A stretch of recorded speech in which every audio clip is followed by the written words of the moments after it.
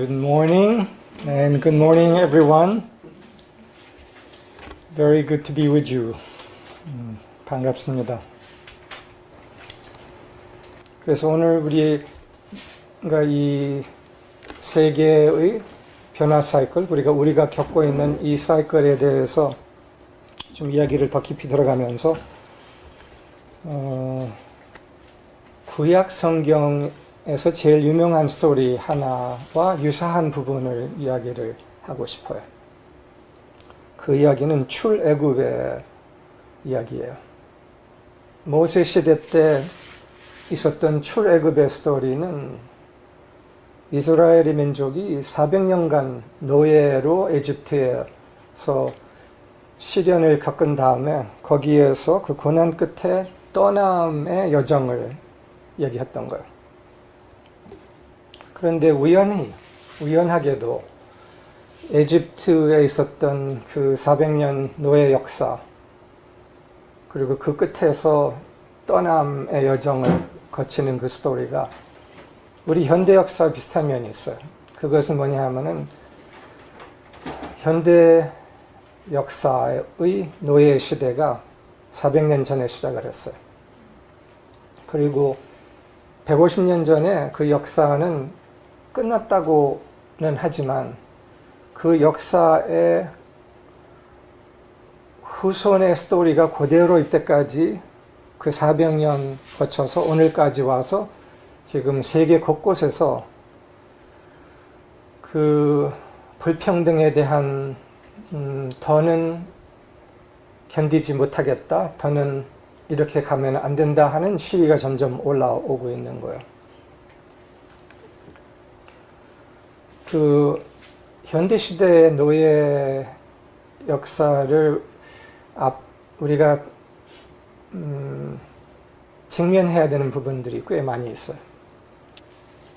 이 현대시대의 노예 역사가 400년 전 시작하면서 노예들이 총 몇백 년을 거쳐서 총 노예 수가 1300만이라고 해요.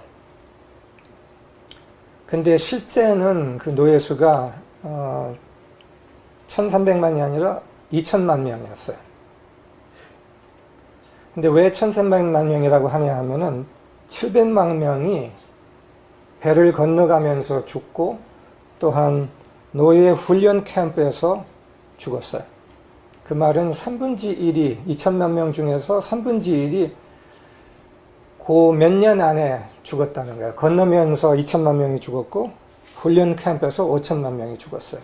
그래서 총 7000만 명이 죽고 남은 것이 1300만 명이라는 거예요. 그리고 이 7000만 명은 처참하게 죽은 거예요. 근데 이 7천만 명 내지 700만. 700만이네. 200만하고 700만. 근데 이 2000만 명 그리고 700만 죽은 것은 그 당시에 그 시대의 세계 인구로 생각하면은 지금 우리가 생각하는 숫자와보다 훨씬 더 큰 숫자죠. 근데 이 예를 들어서 이 7천만 명의 죽음은 애도되지 않은 죽음이에요. 아직도. 우리가 4.3에 대해서 4.3을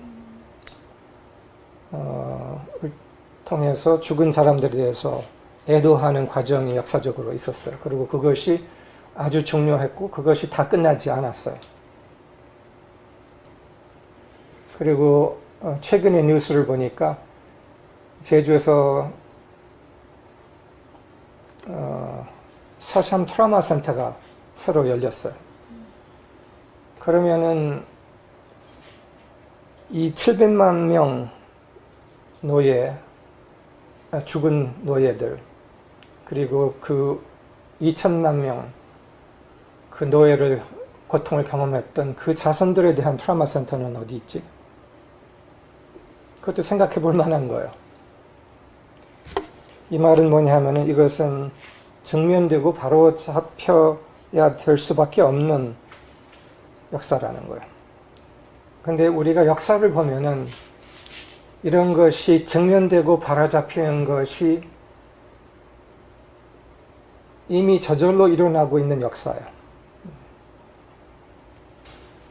그것이 원주민에 대한 폭력이었든지 또는 더 최근에 와서는 성폭력이었든지 하나하나가 다 증명되고 있고 증명될 수밖에 없는 흐름 안에 우리가 있어요. 이 말은 뭐냐 하면은 더 바탕에 있었던 더 거대한 억압과 불평등의 역사가 지금 증명되어 볼 수 없고 그럴 수밖에 없는 흐름 안에 있다는 얘기예요. 이 억압의 역사, 폭력의 역사, 그것이 애굽의 상징이에요. 출애굽은 억압과 폭력의 그리고 물질의 힘을 통한 지배의 세상을 이야기하고 출애굽은 그것의 떠남을 얘기를 하는 거예요. 또한 자기 중심성 그리고 자기 중심성을 바탕한 힘의 지배를 상징을 해요. 그리고 파라오. What is the symbol of the pharaoh? 파라오는 무엇을 상징하는가? 유란다가 그렇게 이야기를 해요. 파라오는 자기 중심적 마인드를 상징한다. 그러니까 어느 시대에서도 있는 자기 중심적 마인드를 상징한다. 지금 우리 세상 이때까지의 문명의 체계가 얼마나 억압의 체계였고 또한 일부는 노예의 부를 바탕한 체계였는지가 이제 인식이 되기 시작하고 있는 때요. 미국의 헌법이 그 역사의 시기, 1776년 그때 시기에서는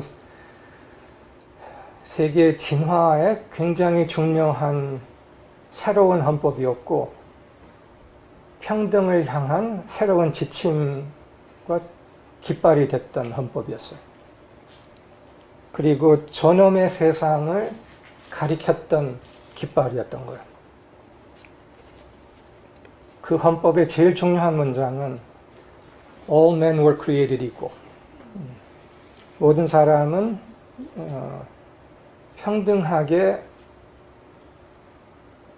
창조됐다 라고 적혀 있는 게 이게 핵심이에요.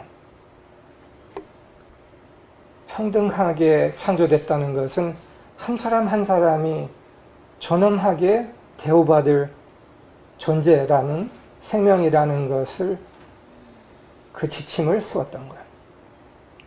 그런데 그 후에 250년의 역사는 그것을 구현하지는 못했어요. 근데 그 헌법의 그 당시의 의미는 모든 백인들이 평등하게 창조되었다라는 의미였어요, 사실은. 이것을 쓴 사람들 중에서 노예를 많이 갖고 있는 사람들이 있었어요. 그 헌법의 창시자들. 그러나 그 중에서도 제일 현명한 사람들은 더 궁극적 의미를 향했을 거예요. 일부는 아마 그러지 않았을 거고. 그런데 그렇게 이 현대 문명의 깃발이었던 이 한 문장이 지금 직면되고 그 방향을 향해서 갈 수밖에 없는 때가 점점 온 거예요. 여기에서 깃발뺨 할 수 있는 여지가 없는 거예요.